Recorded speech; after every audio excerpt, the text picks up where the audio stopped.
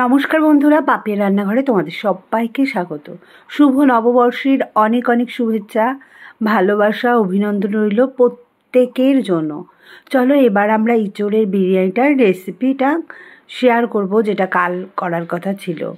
তো প্রথমেই ইঁচড়গুলো কোটা হয়ে যাওয়ার পর সেটাকে লবণ হলুদ দিয়ে এভাবে একটু সেদ্ধ করে নেব। অবশ্যই আলুগুলোও আমি দিয়ে দিয়েছি, আর জলটা এমনভাবেই তোমরা দেবে যাতে ইঁচড়গুলো পুরোপুরি ডুবে না যায়, কারণ ইঁচড়ে কিন্তু প্রচুর পরিমাণে আয়রন থাকে। সেই জলগুলো ফেলে দেওয়া যাবে না, জলটা এমনভাবে দিতে হবে যেন সেদ্ধ হয়ে জলটা টেনে নেয়।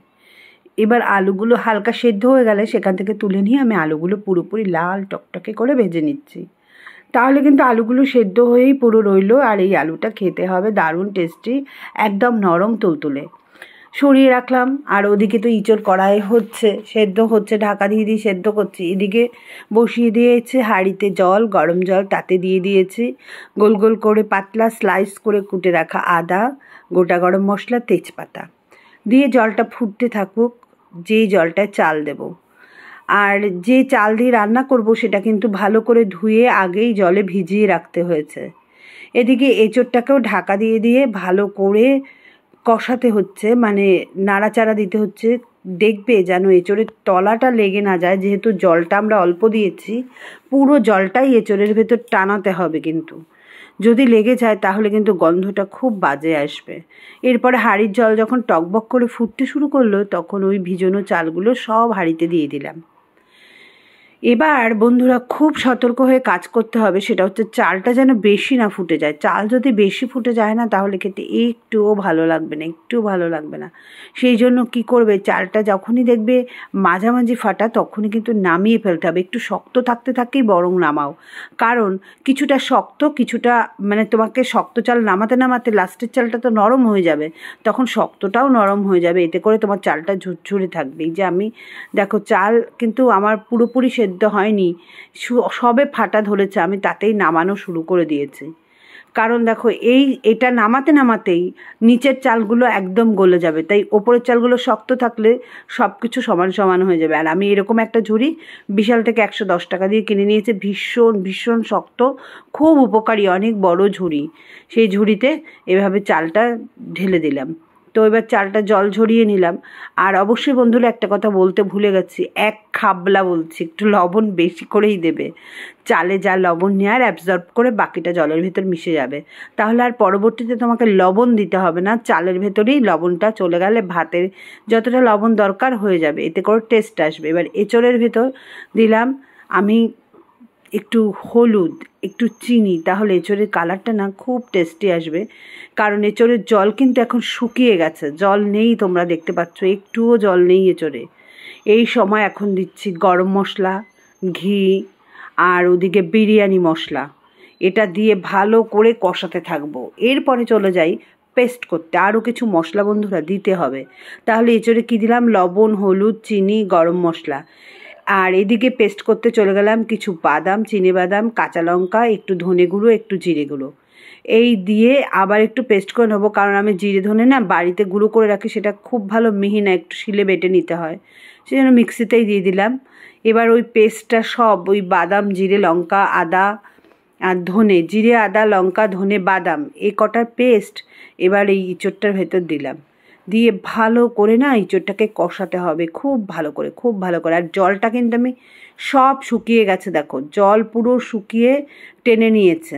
এবার ইঁচড়টাকে এভাবে তোমাদের ভালো করে কষাতে হবে, যাতে করে ইঁচড়ের ভেতর সমস্ত মশলাগুলো যায়। আলাদা একটা গন্ধ বেরোচ্ছে, দারুণ গন্ধ বেরোচ্ছে, আর ঘিও কিন্তু দিয়েছি বন্ধুরা। এবার দিয়ে খুব ভালো করে যখন কষানো হয়ে গেল, ওদিকে চালটাও ঠান্ডা ঠান্ডা হয়ে এসছে প্রায়। এবার যেভাবে তোমরা ঠিক বিরিয়ানি সাজাও, বিরিয়ানি সাজাতে যেই প্রসেস, ঠিক সেম প্রসেস। একটা কড়াইয়ের ভেতরে এই যে রাইসটা নিলাম, একটু সামান্য লবণ দেওয়া আছে, আর লবণ দেওয়াই যাবে না, একটু সামান্য চিনি দিয়েছি, একটু বিরিয়ানি মশলার গুঁড়ো দিয়েছি। এবার আবার ইঁচড়, আবার রাইস দেবো একটু, আবার বিরিয়ানি মশলা দেবো, আবার একটুখানি চিনি দেবো। ঘি কিন্তু দিচ্ছি না, ঘি দেবো সবার ওপরে, এখন ঘি দেব না। এভাবে রাইস, এঁচড়, বিরিয়ানি মশলা দিয়ে আর একটু সামান্য মিষ্টি দিয়ে এভাবে থাকে করে সাজাতে হবে সুন্দর করে। সাজানো হয়ে গেলে পরে তারপরে দেখো আমার কড়াইয়ে কিন্তু একটুও জল নেই, একদম শুকনো শুকনো। এই বিরিয়ানিটা খেতে এতটাই মজাদার, এতটাই সুস্বাদু, কি বলবো, ওই খাসির মাংস মুরগির মাংসের বিরিয়ানিকে হার মানাবে, সত্যি বলছি। এভাবে সাজানোর পর দুধের ভেতর বিরিয়ানির যে আতরটা আছে, আতর আর কেশর দিয়ে ভিজিয়ে রাখবে, সেটা ঢেলে দেবে। তোমার চাল যতটা পরিমাণ হবে সেই বুঝে কিন্তু তোমাকে নিতে হবে। এরপরে গোলাপ জল ছড়িয়ে দিলাম, তারপরে ছড়িয়ে দেবো একটু বিরিয়ানি মশলা, আবারও একটু গরম মশলার গুঁড়ো, আবারও বিরিয়ানি মশলা এবং গরম মশলার গুঁড়ো একটু ছড়িয়ে দেওয়ার পর ব্যাস কমপ্লিট।